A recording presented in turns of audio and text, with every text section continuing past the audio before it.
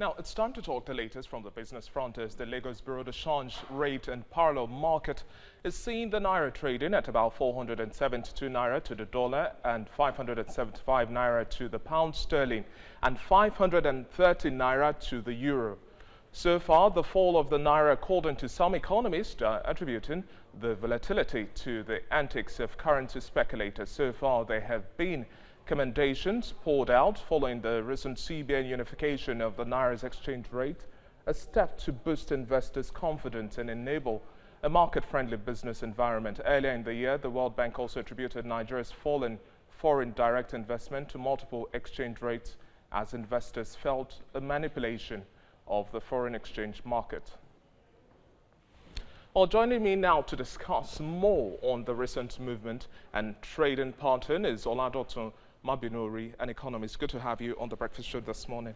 Let's talk about the Naira now and how it has been trading so far. Some have said, well, looking at the state of your currency is a reflection of how strongly your economy is. And at this point in time, looking at all of the currency movement and trading against foreign currencies, we don't see Nigeria pulling a strong front. Oh, thank you very much. In terms when it comes to managing exchange rates, it's actually a very complex situation, mostly being faced by every economy of the world because of what we call the impossible trilemma. There are three things that we have in every economy that is difficult to achieve. You can only achieve at least two at a time. And when we talk about, we're talking about fixed exchange rates, independent monetary policy, and then free flow of capital. We've, over the time, tried to used both fixed exchange rate and then a flexible exchange rate, which is one of our problems we have in this country. That is, we try to have multiple exchange rate, and to a very large extent, investors feel they feel a bit not too comfortable with this. That's why you see some of them, they will come in today, in the next 6 months, they are getting out of the economy, because if your exchange rate is not fixed, is not reliable, it becomes very difficult for them to make predictions. Imagine someone coming into an economy with, say, $1 million, and maybe as of January, and that would say $1 million is exchange, when exchange rate is 300 Naira to a dollar, take for example. So that person is bringing $1 million, for that he has 300 million Naira being given to him to do business in Nigeria. If that had happened as January this year, this is July, like 6 months into the economy. That same currency is traded at the official rate of 387 Naira. So to a very large extent, if they want to go back to want to go out of this economy, you'll be having to, he has lost some money if he doesn't make a profit for what he has used that money for over that short period of time. So it's a big problem. And what makes our exchange rate to be, very difficult to manage is because of our over-reliance on oil. Our economy is diversified, but we are still very much dependent on oil. And recently, we saw what happened in the oil market when the oil prices dwindled. And if you also look at the basic economic principle, they will say there is an inverse relationship between price and quantity. When the price of an item comes down, it's expected that the quantity should go up. When the quantity comes down, the price should go up. But in this instance, our budget, for instance, in 2020 budget, we have our oil to be, our projection to be 1.9 million barrels per day. But as we speak right now, because of the dwindling price, OPEC had to reduce countries' members' production. Our production, as we speak right now, is 1.412 million barrels per day. So we can see that the quantity of our production has come down. Then the price of oil also has come down. As our 2020 budget, we had our projection to be $57 per barrel. That was what we had in the budget. But today we have $25 per barrel being presented in our new budget, yes, the adjusted budget. So you see there's a very serious problem. Price has come down, quantity has come down. So our foreign reserves, exchange rate coming to the foreign currency coming into the economy is actually strong. So if that has happened, there's no way, we don't have enough dollar to defend the Naira. So of course the Naira has to fall. It has no choice but to fall. Yeah. And this is one of the biggest threats to the economy. If we still have this rising conversation around the devaluation of the Naira, at the end of the day, then it's not sustainable. So in the short term now, we've seen moves by the Central Bank of Nigeria trying to unify the exchange rate. What more can we do now to stabilize the Naira and then to see a formidable front being put across? Because we can't afford to have the Nigeria continue to go down the drain. Well, it's actually a very complex situation to manage. All of us are seeing it as just fix this. Because as we speak right now, Nigeria is suffering from two major problems. depreciation of Naira and devaluation of Naira. There are two different terminologies, so to speak.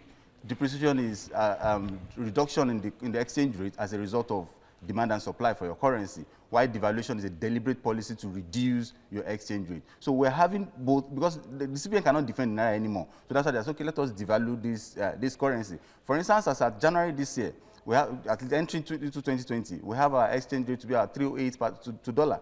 June, around March or thereabout, they devalued the currency. That's official, the deliberate attempt to reduce our Naira, that is to increase the exchange rate. So before you know it, I mean, to reduce the currency, I think we have 360 to $1 as at March. And July, we have 387. So you can see that government has no choice but to do this. And at the same time, they have to manage it well, because if it's not well managed, if Naira is allowed to fall freely, investors will be discouraged in coming to the economy. And again, it becomes very difficult for importers, because to a very large extent, our economy is still dependent on importation of certain raw material. There's some things we can't do with.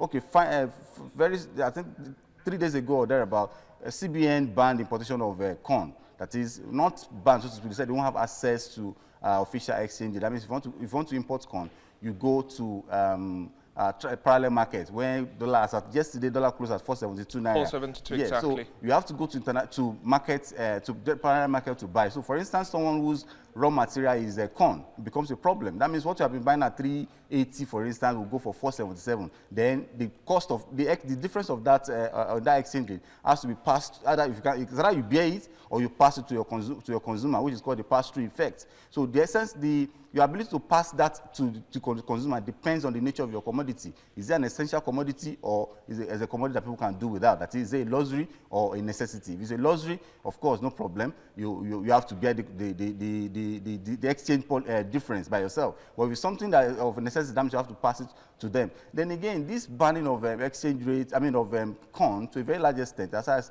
I'm concerned, is just like a scratch in the surface. Because if you look at our consumption, our production and consumption in the last 2019, for instance, according to United States Department of Agriculture, we have Nigeria produces 10.5 metric ton of corn on a yearly basis. That's our 2019, and we consume 10.7. So we're only importing 0.4 metric tons of corn. So banning that is just, in fact, it's totally insignificant, because what we are getting is minute. So this is time for CBN, so to speak, to look into the major thing that we are importing, so that there will be reduction in the demand for dollars. Then, because when the demand comes down, our currency will go up. So, and why do we do that? We have to look inward, which is called import substitution.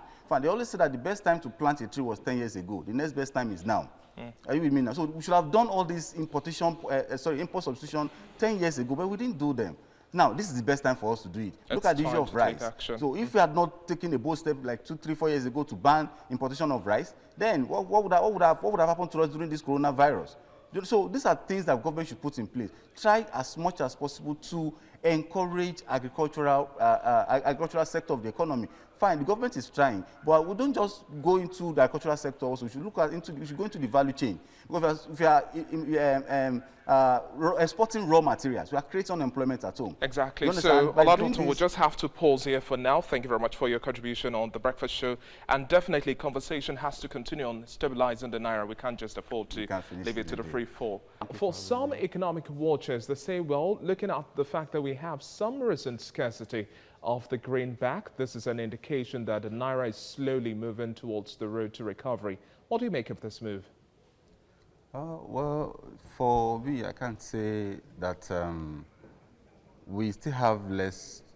Naira should be able to bounce back, but it will take it will take time.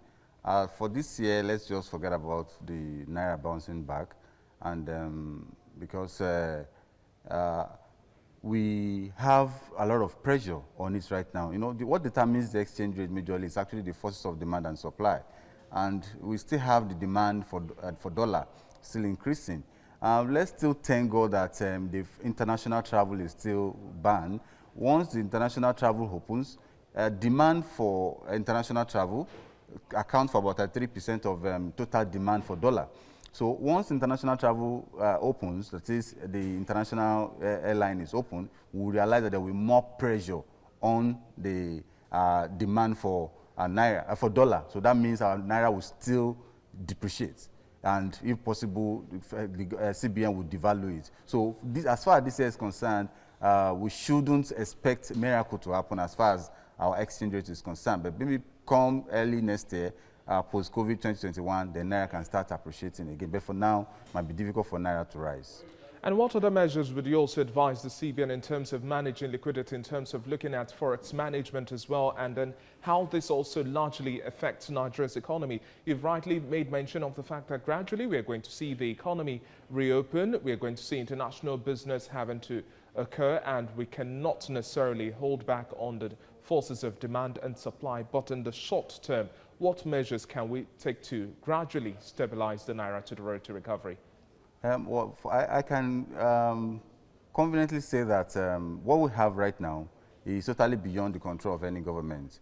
And in the sense that one of the sources of foreign reserve, foreign exchange for us is what they call diaspora remittances. That is, Nigerians living abroad sending money home.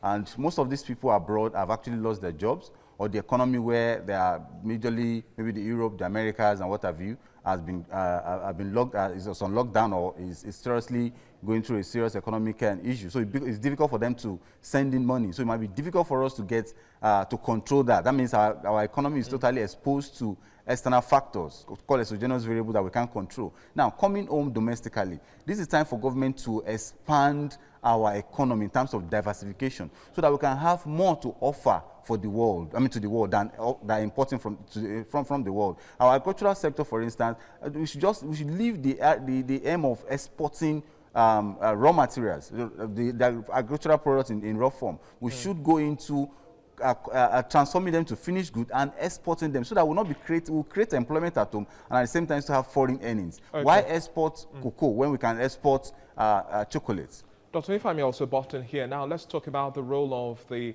Association of Bureau de Change Operators of Nigeria in terms of bringing sanity to the market. What's your expectation as well in terms of managing the tide that we've seen so far, and we've also largely seen the role of currency speculators and how that has also increased the level of volatility we've seen in the foreign exchange market?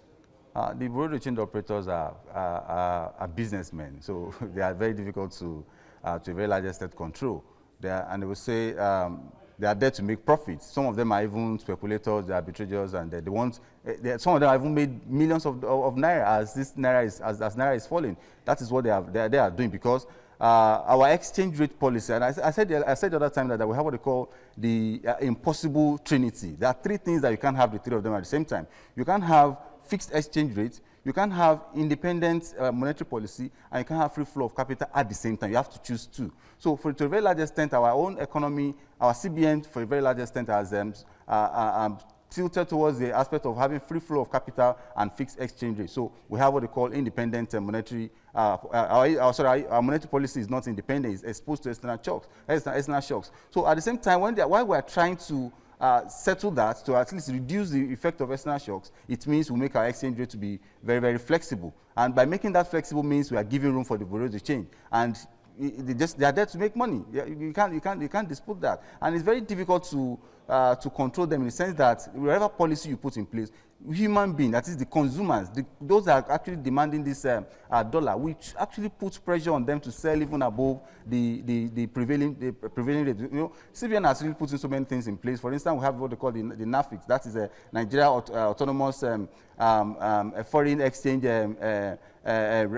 fixing. So we have all that in place, but despite all that, this bureau de change people will still want to make their profit, and this is what anybody can do, because it's not to the benevolence of the baker that we have our bread, but for the selfish interest. Dr. We also have to prepare for the 2021 budget. We're still looking at the 2020 budget, and also the assumptions that we have there. If we have the naira pegged at a certain amount to the dollar, by the end of the day, we'll still need to improve on how well we position the naira strongly. Thank you very much for your time on the show. Oladotun Mabinori.